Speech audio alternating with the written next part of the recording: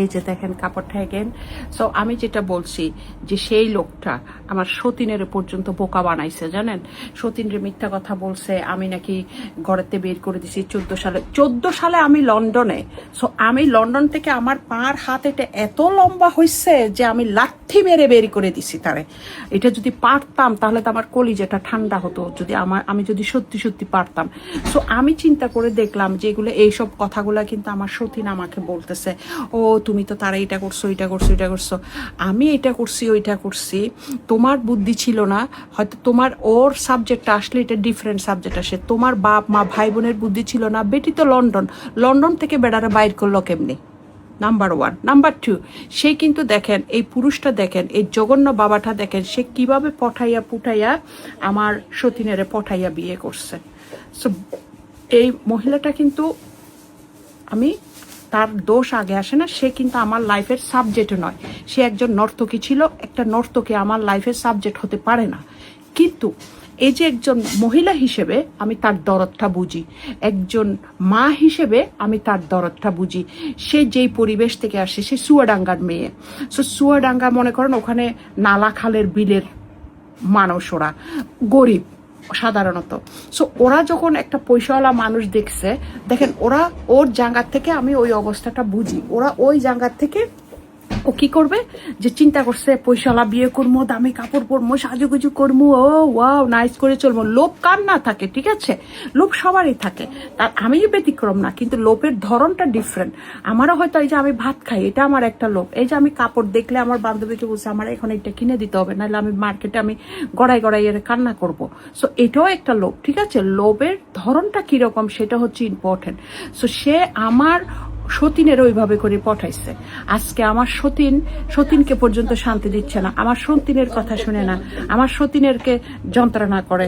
আমি মেয়ে মানুষ হিসেবে সেটা আমি ফিল করি, আমি একজন মা হিসেবে, একজন মহিলা হিসেবে আমি এটা ফিল করি। এই জন্যই আমি বলে দিছিলাম আমার সতীনকে, এখনো আমি বলছি যে এই বেটা যদি মরে যায়, এই বেটা যদি তোরে জ্বালাই, তুই আমার কাছে থাকবি, আমি বেঁচে থাকলে আমি তোরে খাওয়ামো পড়ামো, তোর সাইজ ছেলেরও আমি দেখবো। এটা মানবতার দিক থেকে আমি বলছি, নট দ্য সতীন হিসেবে, not the way that she distorted the my two daughter life.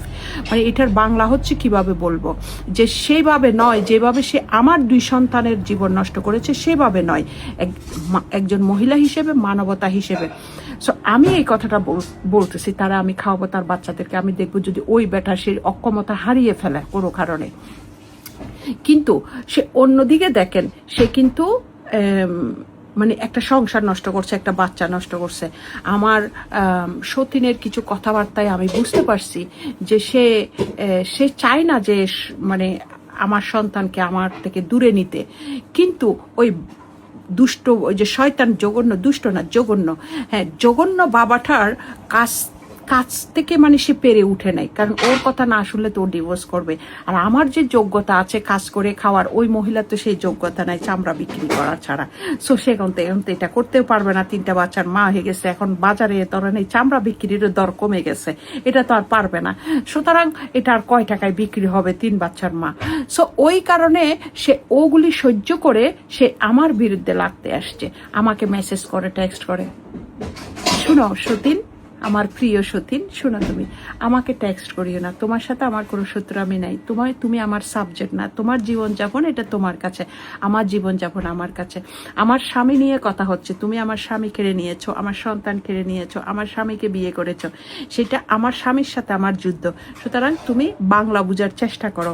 তুমি তো এখন ওই যে ফেসবুকে কি আরবি নামে একটা লেখা, আরবি পড়তে পারো, আরবি পড়ার চেষ্টা করো, ঠিক আছে? তুমি বাংলাটা বোঝার চেষ্টা করো যে আমার স্বামী নিয়ে তুমি আছো, আমার সংসার নষ্ট করছো, আমার বাচ্চাদের নষ্ট করছো। তুমি রেডি থাকো যে তোমার এই সন্তানের মাধ্যমে, 4 সন্তানের মাধ্যমে খাটিয়ে তোলার জন্য, 4 সন্তান নিচে না মরলে 4 দিকে 4টা খাটিয়ে ধরে কবরে নিয়ে যাবে, আদৌ কবরে যেতে পারবা কিনা সেটা চিন্তা করো।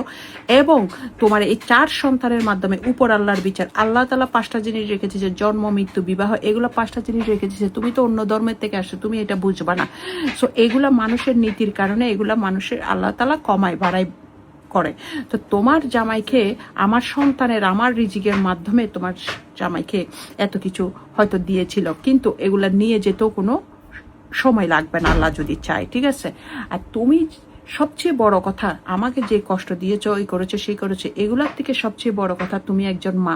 তুমি চিন্তা করো, তোমার বাচ্চাদেরকে যে তুমি ভালোবাসো, আমার বাচ্চারা কিন্তু সেই ভালোবাসা পাচ্ছে না। এই গজবটা তোমাদের উপরে পড়ে যাবে। এই গরমের মধ্যে আমি আমার বাচ্চাদের কাছে যেতে পারতেছি না। তোমার জামাই আমার বাচ্চাদেরকে থানা, পুলিশ, সোশ্যাল ওয়ার্কারের মাধ্যমে ইনভলভ করে একটা, মানে ওই যে তুমি তো চুয়াডাঙ্গার থেকে আসছো, চুয়াডাঙ্গার যে নালা আছে না, নালার মধ্যে ফাঁদ ফেলে রাখছে আমার বাচ্চাদেরকে আমি যেতে না পারার জন্য। আমাকে কষ্ট দিচ্ছ, আমারে কষ্ট দাও, আমার বাচ্চাদেরকে কেন কষ্ট দিবা? আমার বাচ্চাদের সাথে তোমাদের কি? আমার বাচ্চাদের জীবনটা কেন ডিস্ট্রয় করছো? তুমি আবার আমাকে এসে বলছো যে তোমার এগুলা ছেলে, তোমার কোনো বদনাম হবে না। Hello madam, this is London, okay, this is London. এখানে ছেলে মেয়ের কোনো তফাৎ হয় না, এখানে ছেলে মেয়ে বলে কোনো কিছু হয় না, এখানে সমান অধিকার। তুমি ওই যে আরেকজনের বেটা স্বামী কেড়ে নিয়ে যে মানে ঘরে বসে খাওয়ার চিন্তা করো, তোমাদের বাঙালিরা আরেক বেটার উপরে নির্ভর থাকো, এটা লন্ডন। এখানে সবাই ইন্ডিপেন্ডেন্ট, এখানে কেউ কারো উপরে ডিপেন্ডেন্ট হয় না। তুমি তো আসো সেই নালার থেকে, তুমি এটা কি করে মনে করবো, কি করে বুঝবে? তোমার তো এটা বুঝে, তো হাঁটুর নিচে বুদ্ধি, লেখাপড়া তো করো নাই, শিক্ষাগতার যোগ্যতা নাই, ফ্যামিলির শিক্ষাগতার যোগ্যতা নাই, নিজের শিক্ষাগতার যোগ্যতা নাই, কেমনি বুঝবা? এখানে ছেলে মেয়ের কোনো দিন, এখানে সরকারেও খাওয়াই খেতে না পারলে, ঠিক আছে? সো এইটা বাংলাদেশ না যে তুমি যে বললা যে তোমার ছেলে বদনাম হবে। এখানে ছেলে মেয়ে কারো বদনাম হয় না, এটা ভালোবাসার দেশ। এখানে যত প্রেম করবা তত সরকার খুশি থাকে, যত যত বিয়ে করবা, যত লোভ চুমাচুমি তোমার মতন চুমাচুমি করবে, তত এই দেশের সরকার খুশি থাকে, এই দেশের মানুষ খুশি থাকে, ইংলিশরা। তোমার মতন ভণ্ড যারা আছে না, আধা হুজুর মাথায় কাপড় পরে টুপুর পরে ঘুরে, ওদের তো ভিতরে তোমার মতন উল্টে দেয়, উপরে মাথায় কাপড় পরে নি, নিস্তালা ভাড়া দিয়ে খায় ওরা, উপর ওইদিকে সাপ দিয়ে রাখে। আমরা ওই রকম না। এই যে যেটা আছে সব মুখের উপর, এখানে দিলের মধ্যে যা আছে মুখের উপরে সব আছে। তো যাই হোক, আমি যেটাই আপনারা ভাই বোনকে বলছি যে এই মেয়েটাও খারাপ হলেও সেটা আমার সাবজেক্ট না ভাই বোনরা, কিন্তু তাকেও সে এই মিথ্যে কথা হাসা কথা দিয়ে পঠাইছে, এগুলা বুঝার একটা বিষয়। আমি এখন তাদের দুজনকে বলবো, তুমি আমার বাচ্চাই সৎ মা, সতীন তুমি শোনো, আমার বাচ্চা নিয়ে গেছো, তুমি বাচ্চাকে ভালোবাসে দেখাও যে তুমি মার ভালোবাসা দিয়ে দেখো। মার ভালোবাসা যদি দিতে না পারো তাহলে বাচ্চা নিছো কেন? এটার জন্য তোমার জামাই যা পাপ করবে, ইসলামে আছে, তুমি তো ইসলাম বুঝো না, তোমার জামাই যা পাপ করবে তা তোমাকেও কিন্তু ধরবে, তোমার কাছেও আসবে। সো তোমাকেও এই পাপের প্রায়শ্চিত্ত করতে হবে। তুমি তাদেরকে মার ভালোবাসা দাও। তোমার জামাইকে শুধু তুমি বুকের ভিতর রাখি না, বহু বুকের ভিতর রেখে 6-7টা 12টার বাচ্চা মা হইছো। তুমি এত কচি বয়সে তুমি এত মা হ কিভাবে? আমরা তো 2টা জন্ম দিয়ে আর দিতেই পারলাম না। মানে কি একটা অবস্থা, জীবন যাই যাই যাই, উঠতে বসতে শেষ হয়ে যায়। কবে যে চুলে ব্রাশ করছি, কবে যে দাঁত ব্রাশ করছি, কোনো খবর নাই। তুমি এত কচি কচি বলো নিজেকে, অল্প বয়সী মেয়ে বলো, এত অল্প বয়সী হয়ে এতগুলো বাচ্চা হয় কিভাবে তোমার? আমি সেটাই বুঝি না। যাই হোক, ওদেরকে মার ভালোবাসা দাও, ওদেরকে ভালো রাখো, তুমিও ভালো থাকো, তোমরাও ভালো থাকো, কিন্তু তোমার জামাইকে 6 মাস এখানে থাকতে দাও, তোমার কাছে 6 মাস থাক। এটা হচ্ছে সবচেয়ে বড় কথা। আর